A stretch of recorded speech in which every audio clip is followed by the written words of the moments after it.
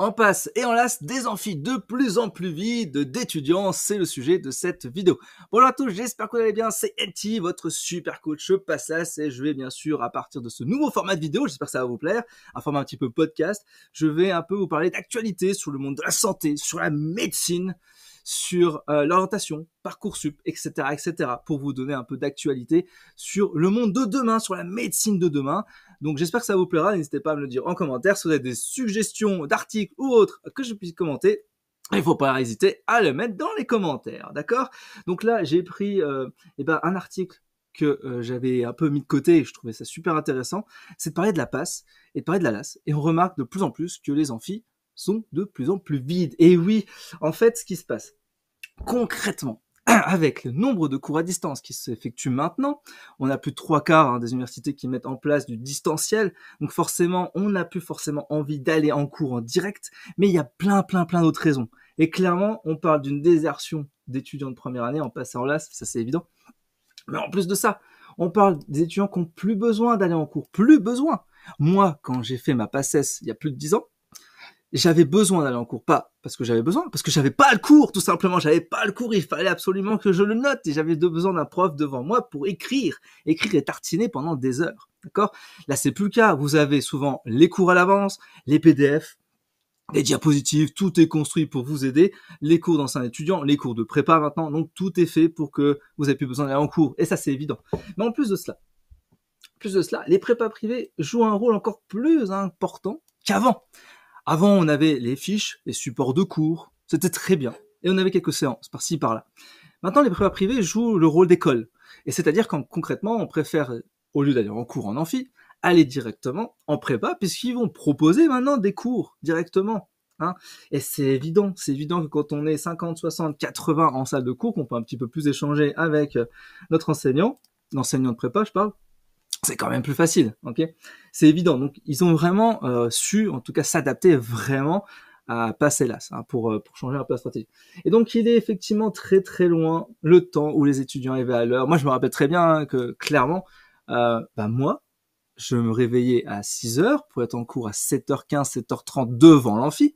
Ils ouvrent l'amphi pour être dans une meilleure place, ok? Et ça, c'est fini, ça. C'est clairement fini. Hein. Donc là, il faut bien comprendre un truc, c'est que voilà, c'est plus une vie d'amphi, d'accord? Et là, les universités n'ont pas encore, je pense, percuté. Il faut bien comprendre ça. Et donc là, on remarque un truc, c'est qu'on a des amphis de plus en plus vides, c'est devenu la norme, d'accord? Et on a à peu près 150 à 200 étudiants en passe sur 550. Alors, c'est vrai que si je compare par rapport à mon époque, où on était à peu près 2000, divisé peut-être sur 3 sites, bon, allez, sur l'amphi, on avait 500, 600 places. Au tout début de l'année, bien entendu, il y avait 500, 600 étudiants. On se retrouve avec à peu près les 3/4 qui continuent à venir, donc un quart qui partait rapidement au bout d'un mois. Il restait la moitié au bout de 2 mois, donc du coup, on se retrouve avec 250 étudiants réels, d'accord? Donc c'est, disons, à peu près 50%. Là, on est à peu près en dessous des 40 à 30%. Ça commence à devenir critique.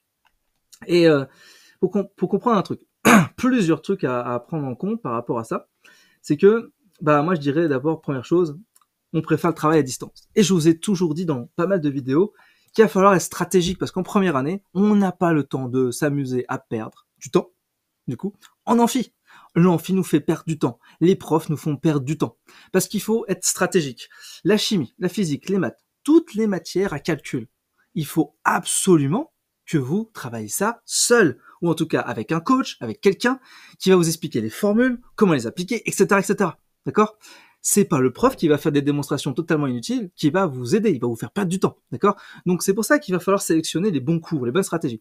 Pour tout ce qui va être matière à par cœur, comme la biologie cellulaire, l'histologie, l'embryologie, l'anatomie, bref, vous avez compris, là il y a une stratégie à mettre en place. Alors moi ce que je vous conseille toujours, c'est si possible, essayer d'avoir le cours à l'avance, de le lire, même de l'apprendre si possible un petit peu avant le cours, et puis en fait le cours avec le prof en amphi ne doit être finalement qu'une vérification de vos connaissances. C'est la nouvelle stratégie que vous devez mettre au point, et pas venir en touriste. Allons en amphi, en disant c'est bon, allez, on va voir ce que ça donne, et puis après, au bout d'une demi-heure, vous captez plus rien, vous vous ennuyez, et puis vous pensez qu'à scroller sur votre smartphone, à faire autre chose, d'accord? Donc ça, évitez. éviter concrètement, d'accord? Donc ça, c'est vraiment, faut faire en sorte de trouver la bonne stratégie. Et c'est vrai que la prépa joue un rôle de plus en plus important. Et en fait, le concept de à la fac, on va pas assez vite, et ben c'est exactement ça que moi j'arrête pas de vous dire, c'est que on perd un temps fou à aller en amphi, alors que on pourrait bombarder l'essentiel en 10 minutes, ok? Donc c'est ça qu'il faut bien comprendre, c'est que maintenant, il y a vraiment que les ED, les TD, tout ça, qui sont en présentiel, obligatoire, si je puis dire, entre parenthèses. Hein. Donc du coup, l'idée c'est quoi? C'est de vous faire venir pendant les ED, les TD, d'accord? Prenez en compte aussi que les TD et les ED sont toujours un petit peu plus difficiles que ce que vous avez au concours, d'accord? J'arrête pas de le répéter, ça vous fait souvent peur les ED et les TD. C'est bien pour s'entraîner, mais c'est pas une bonne base pour s'entraîner avec des QCM, d'accord? Par contre, c'est vrai que les prépas ont su s'adapter rapidement en disant, bah voilà, moi je proposais un système de D, de TD, et c'est vrai que là on voit des étudiants qui performent davantage, ça c'est évident, d'accord? Donc c'est vrai que ce qui se passe, c'est quoi? C'est que on dit qu'il y a, par exemple, là, une étudiante de deuxième année, Claire, ouais, j'écoutais les cours le soir pour avoir bonne conscience, mais en accéléré, donc un cours de 4 heures, je l'ai regardé en 2 heures. Voilà. Je vous ai dit quoi? Je vous ai dit qu'il va falloir multiplier la vitesse par 2 pour pouvoir relire un cours magistral, donc en replay. C'est vachement logique de faire ça. Moi, je faisais ça tout le temps. Seulement, ça nous fait perdre encore du temps. Donc, au final, faut-il vraiment écouter le cours ou alors uniquement se fier au cours des prépas? Et c'est là la grande difficulté. C'est que si on prend uniquement le cours de la prépa, finalement, avec tout ce qu'ils ont fait, hein, les fiches, les constructions de cours et tout, pour moi, j'ai envie de dire, ça vous suffit. En vrai, ça suffit. Maintenant, là où ça va être insuffisant par rapport aux prépas, c'est l'entraînement. Ils ont beau mettre énormément d'entraînement là-dessus, et c'est leur job aussi de travailler sur le concept de QCM, etc. Là où ça va pêcher, c'est qu'il va falloir s'adapter aux conditions réelles de ce qui se passe. S'il y a une modification de cours, s'il y a des QCM plus techniques, etc., il faut bien les huiler. Bon, il y a beaucoup de faux dans les QCM de prépa, mais ça, je leur en veux pas, vu que c'est des étudiants qui préparent les cours. Mais ça, c'est pas un problème. Là où ça va être difficile, c'est que, en fait, ça va être les établissements, les universités qui sont un petit peu à la ramasse, mais ils vont potentiellement se poser la question, comment faire? Et c'est là un grand débat. Comment faire pour faire revenir finalement les étudiants en amphi? Et là, on voit bien qu'en fait, finalement, il y a un détachement total. On a des enseignants qui sont, forcément, c'est logique, moi aussi je serais content d'avoir des centaines d'étudiants devant moi en amphi. Mais on a des enseignants qui s'obstinent en voulant faire du présentiel, alors une stratégie toute simple, c'est que pour la première année, en tout cas, on fasse 100% du distanciel. Et c'est tout à fait logique de faire ça, puisqu'on est sur un concours, il vaut mieux aller sur l'efficacité, vaut mieux quand même former les étudiants dans de bonnes conditions que vouloir se précipiter à faire des cours. Donc moi je serais plus sur un concept, c'est un peu l'idée de discuter, hein, c'est ça le podcast, hein. Je serais plus sur le concept qu'en fait les cours que vont réaliser les profs en amphi sont là pour soutenir le cours déjà construit. C'est-à-dire, ils ont un cours qu'ils ont déjà envoyé aux étudiants, les étudiants ont déjà appris le cours, et là, c'est un peu comme une FAQ, on va répondre aux questions, faire des exercices, s'entraîner. Et c'est ça qui va tout changer si les universités réfléchissent comme ça, d'accord? Et c'est ça que moi j'aurais bien voulu concrètement qu'ils mettent en jeu. Hein. Donc, s'ils regardent la vidéo, les universitaires, regardez cette vidéo, comprenez le concept, c'est qu'il va falloir plutôt s'adapter au nouveau format d'apprentissage, qui est l'apprentissage actif, on va dire, où on n'est plus dans le passif, on n'est plus dans la révision passive, où on regarde et on n'absorbe rien. Là, on a déjà absorbé et on va appliquer. Okay, c'est vraiment une autre dynamique, et ça, il faut bien le comprendre. Donc, c'est là où, justement, aussi, les prépas ont bien compris l'idée. C'est que, bien sûr, c'est ce qu'ils font. Ils ont déjà compris, eux. Et moi aussi, je l'ai déjà compris que mes étudiants, je suis pareil. On apprend d'abord, on consolide, il y a des problématiques, on ne comprend pas, une FAQ, tout ça, réponse question, et on applique. Il y a des exercices, des QCM, c'est tout à fait logique. Hein. Et c'est comme ça qu'on va gagner du temps. D'ailleurs, un truc tout bête, mais à part le tutorat, il n'y a aucun moment dédié à l'université pour s'entraîner au QCM. Ça n'existe pas, ça. Ça n'existe pas. On devrait même passer la moitié de notre journée à faire que des QCM, s'entraîner avec des QCM, avec les profs. Je parle bien avec les profs. Hein. Donc c'est là en fait où il faut bien comprendre l'idée, c'est que on parle d'un concours, on fait de QCM, et on n'en fait jamais en amphi. On n'en fait jamais avec les profs. C'est ni queue ni tête. Je sais pas ce que vous en pensez, vous allez me dire en commentaire, mais c'est vrai que c'est ni queue ni tête. Donc ça, il faut bien comprendre. Alors, cite tous les polycopiés. Cours en ligne, profil intéressant. Oui, Les polycopiés, bâclés, bien souvent. Les cours en ligne, bah, c'est évident. Alors quand on court en ligne, on va parler effectivement d'avoir les diapositives, les PDF, tout ça. Il y a beaucoup en fait de supports. Hein. J'ai regardé des centaines de supports. Les supports, c'est des supports de merde. Hein, je préfère le dire. En fait, on a toute une liste de plein d'éléments très compliqués. Et du coup, il faut absorber une diapositive où en fait, on pourrait la dupliquer en 5 ou 6 diapositives pour pouvoir mieux absorber les éléments. Autre cas à l'envers, on a une image et pas de texte, rien du tout. Pareil, c'est inintéressant. Il faut que ça soit synthétique, efficace et que ça se retienne bien, d'accord? Et c'est vraiment l'idée. Après, on a des profs qui ne sont pas formés, on va dire, pour enseigner de façon dynamique. Hein. Je sais qu'on me le dit souvent sur la chaîne YouTube, je suis un enseignant qui est extrêmement dynamique, je vous fais des blagues, je pousse un coup de gueule, des trucs comme ça. C'est pour retenir votre attention et ça joue énormément sur votre apprentissage. Donc à chaque fois quand je fais des vidéos et que j'insiste sur un truc, je mets des petits points logiques pour vous faire vraiment entrer la notion dans la tête. Et ça, il y a beaucoup de profs qui ne savent pas le faire. Et il y a beaucoup de monologues finalement très fatigant. C'est fatigant à écouter en fait, hein, c'est ça qu'il faut bien comprendre. Et c'est là où on décroche en fait des dizaines d'étudiants, hein, ça c'est évident. Hein. Alors il y a plusieurs facteurs aussi qui expliquent le fait qu'un étudiant ne va plus en cours. Moi j'en faisais aussi partie, mais j'avais de la chance d'avoir les transports pas trop loin encore. C'est que bah finalement les transports ça coûte cher. Ça coûte cher. Bien souvent on va avoir un trajet entre 20 à 1 heure, donc c'est quand même énorme, le matin et le soir, donc ça fait quasiment entre 40 à 2 heures dans les transports. On peut se dire, oui, dans les transports, je peux réviser tout ça, que nini, en réalité, c'est pas hyper efficace de travailler dans les transports, on a quand même des sollicitations extérieures, donc c'est pas très efficace. Donc je vous conseillerais pas cette stratégie-là. Mais il faut bien comprendre un truc, c'est que les étudiants ne peuvent plus facilement se loger proche de l'université, donc sont obligés de peut-être rester chez leurs parents, et de ce fait, et bah du coup le trajet s'allonge. On est aussi monopolisé par la famille, donc forcément on a peut-être des petits frères, des petites sœurs, donc du coup on n'arrive pas forcément à se concentrer. Donc tout ça en fait c'est un environnement qui est délétère pour le travail. Et ça c'est vraiment délétère pour les étudiants. Et bien sûr le fait que on va retrouver en fait une multiplication des cours en distanciel avec une pédagogie qui dit descendante. Alors je vais expliquer un peu le concept. On a dans les trois quarts des universités des profs qui ne font, et c'est exactement ça, qui ne font que suivre leurs diapos. Et c'est chiant, et ça c'est vrai. Je sais pas combien de fois j'ai pu voir ce genre de cours où le prof en fait il explique rien, il lit sa diapo, il passe à la suivante. On n'a qu'une envie, c'est de se tirer une balle, hein, clairement. Et en fait, moi je pense qu'il faut vraiment tout faire l'inverse. Il faut vraiment faire tout l'inverse de ça. C'est-à-dire qu'en gros, il faut des cours bien construits, mais pas forcément un prof qui est derrière. À la limite, un audio pour expliquer et tout, mais que ça soit dynamique. Moi, j'essaie de vous le faire dans les vidéos masterclass et autres, hein, mais quelque chose qui soit relativement intéressant, voilà, intéressant et qui soit court. Ok, ça sert à rien de faire un cours 1 heure parce que justement ils sont payés à l'heure. Enfin, on va dire, ils sont payés par rapport à l'heure qu'ils ont dédiée, mais je veux dire par là. On pourrait tout expliquer en 10 minutes. Quoi. On pourrait tout expliquer en 10 minutes et après, ça c'est des détails bien sûr. Et ensuite on va aller sur l'essentiel et les détails on les fera après, c'est ce que je voulais dire. Ok, et donc c'est vraiment l'idée. Mais en plus on a d'autres choses qui se mettent en place. C'est écrit tout simplement, donc là c'est le doyen qui parle, hein, si nos amphis sont vides, ce n'est pas à cause des prépas, c'est parce que les étudiants obtiennent des polycosiers en avance et on les court en visio.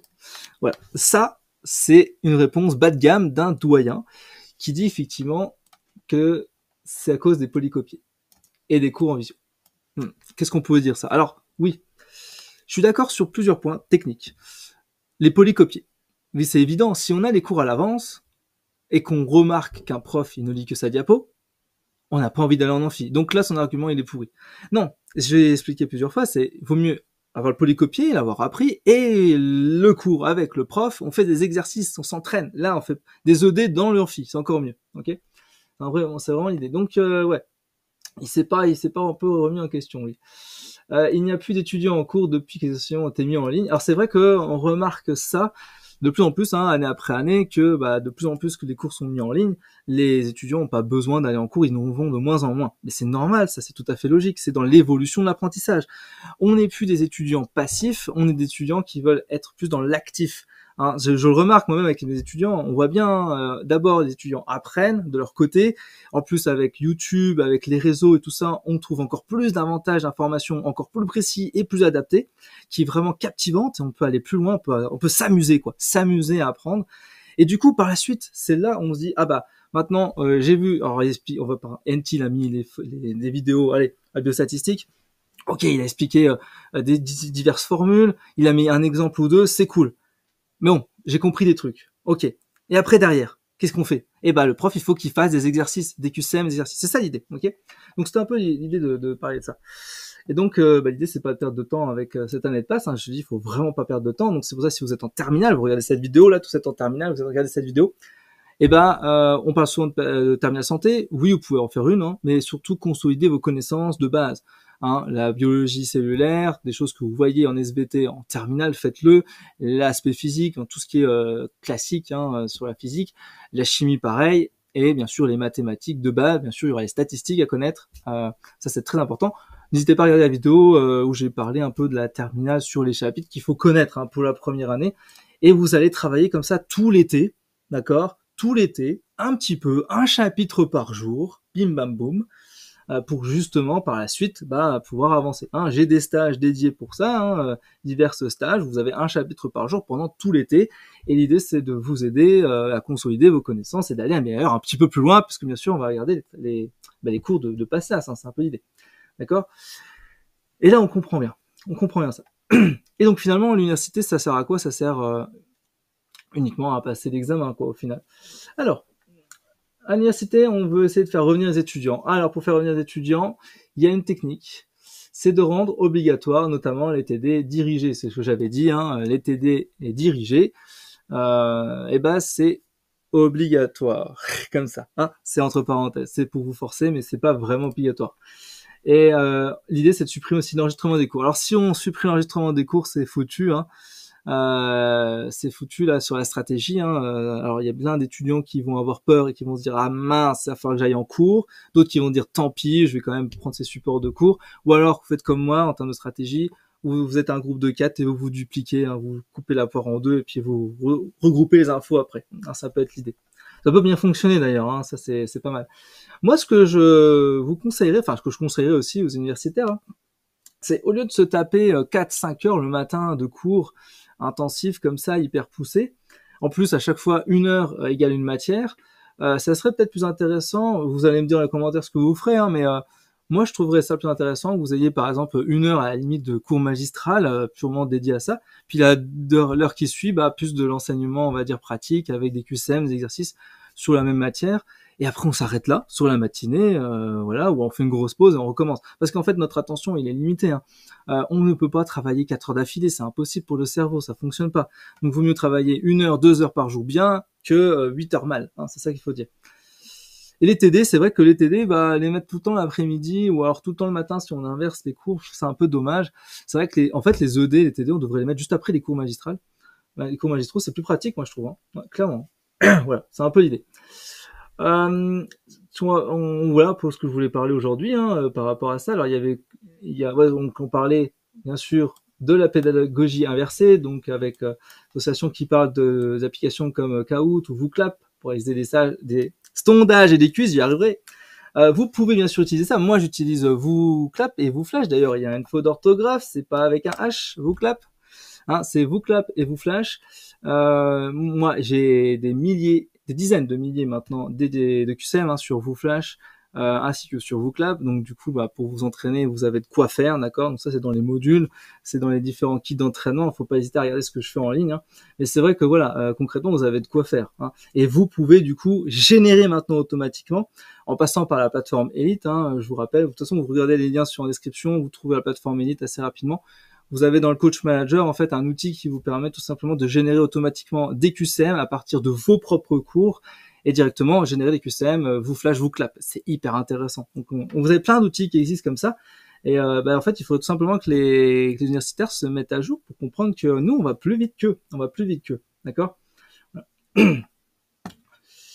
Et c'est tout bon pour moi. Voilà, sur ce que je voulais raconter. Donc dites-moi un peu si vous aimez un peu ce genre de format où je papote un peu sur un article. Si vous avez d'autres idées d'articles, d'autres éléments sur lesquels vous souhaitez que je parle, bah, n'hésitez pas à me le dire en commentaire de cette vidéo. Moi, je vous retrouve dans une prochaine vidéo. Je vous dis à très vite. Ciao, ciao, ciao, ciao, ciao.